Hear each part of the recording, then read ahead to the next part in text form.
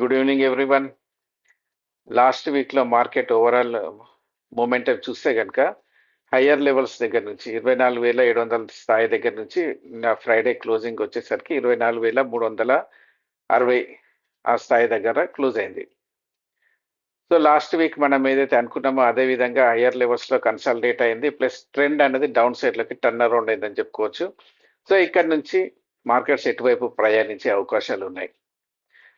So కీలకమైన level 24,360 అదే స్థాయి దగ్గర వీక్లీ క్లోజింగ్ అనేది జరిగింది. సో ఇక్కడ సస్టైన్ అవుతుందా, మళ్ళీ బ్రేక్ డౌన్ అయ్యే అవకాశాలు ఉన్నాయా అంటే ఓవరాల్ అన్ని ఫ్యాక్టర్స్, టెక్నికల్ ఫ్యాక్టర్స్ కానివ్వండి, గ్లోబల్ జియో పొలిటికల్ టెన్షన్స్ కానివ్వండి, క్రూడ్ ఆయిల్ కానివ్వండి, గోల్డ్ కానివ్వండి, ఇవన్నీ ఫ్యాక్టర్స్ని మనం పరిగణనలోకి తీసుకుంటే కనుక డౌన్ సైడ్ బ్రేక్ డౌన్ అవ్వడానికి ఎక్కువ అవకాశాలు అయితే కనబడుతున్నాయి.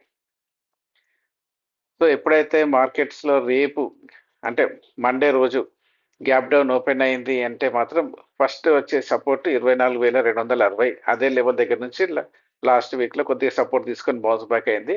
ముందుగా ఆ లెవెల్ని బ్రేక్ డౌన్ చేసే అవకాశాలు ఉన్నాయి. సో 24,260 బ్రేక్ డౌన్ అయితే నెక్స్ట్ కీలకమైన సపోర్ట్ అందరు గమనించేసి 23,800. సో ఆ స్థాయిని కూడా బ్రేక్ డౌన్ చేస్తే కనుక ట్రెండింగ్ మూమెంటం అనేది డౌన్ సైడ్లోకి వెళ్ళే అవకాశాలు ఉన్నాయి. అప్పుడు 23,300, 23,100 స్థాయి వరకు వెళ్ళడానికి స్కోప్ అయితే ఉంది. సో నేను అనుకోవడం ఆగస్ట్ మంత్లీ క్లోజింగ్ వచ్చేసరికి 23,800, 23,500 ఆ రేంజ్ వరకు వచ్చే అవకాశాలు ఉన్నాయి. అంటే కరెంట్ లెవెల్స్ దగ్గర నుంచి ఇంకొక 800 పాయింట్ల వరకు డౌన్ సైడ్ రావడానికి ఎక్కువ అవకాశాలు ఉన్నాయి. సో అది జరుగుతుందా లేదా చూద్దాం. సో యుఎస్ మార్కెట్స్ విషయానికి వస్తే యుఎస్ మార్కెట్స్ టాప్ లెవెల్లో నెగిటివ్ డైవర్జెన్స్ ఫామ్ అయినాయి. అదే లెవెల్ దగ్గర నుంచి డౌన్ సైడ్ రావడం కూడా జరిగింది. సో రీసెంట్గా లాస్ట్ 12th రోజు వచ్చిన న్యూస్ ఏంటి అంటే సిపిఐ డేటా అంతా కూడా బాగానే ఉంది కాబట్టి నెక్స్ట్ రాబోయే ఫెడ్ మీటింగ్లో ఇంట్రెస్ట్ రేట్ ఎక్కువ చేసే అవకాశాలు ఉన్నాయి. అమెరికన్ ఎకానమీ దానికి సిద్ధంగా ఉంది అన్న ఒక కామెంటరీ రావడం వల్ల అక్కడ నుంచి అమెరికన్ మార్కెట్స్లో వెంటనే సెల్లింగ్ ప్రెజర్ రావడం కూడా జరిగింది. అంటే ఓవరాల్గా మార్కెట్స్ రేట్ హైకి సిద్ధంగా లేవని అర్థమవుతుంది.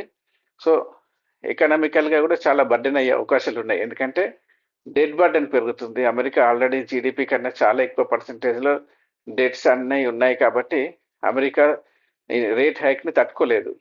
అదేవిధంగా అక్కడ పెరిగింది అంటే మళ్ళీ ఈ సీక్వెన్షియల్గా మన ఆర్బీఐ పాలసీలో కూడా ఈ రేట్ హైక్ని ఇంట్రడ్యూస్ చేయాల్సి ఉంటుంది. కాబట్టి నేను అనుకోవడం గ్లోబల్ మార్కెట్స్ రేట్ హైకి సిద్ధంగా లేవు.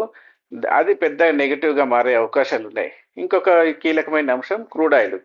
క్రూడ్ ఆయిల్ లాస్ట్ వీక్లో ఏదైతే హయ్యర్ లెవెల్స్ చూసామో $89-90 అదే లెవెల్ దగ్గర స్ట్రాంగ్గా ట్రేడ్ అవుతున్నాయి. కాబట్టి ఇక్కడ నుంచి $100 క్రాస్ అయ్యే అవకాశాలు ఎక్కువ కనపడుతున్నాయి.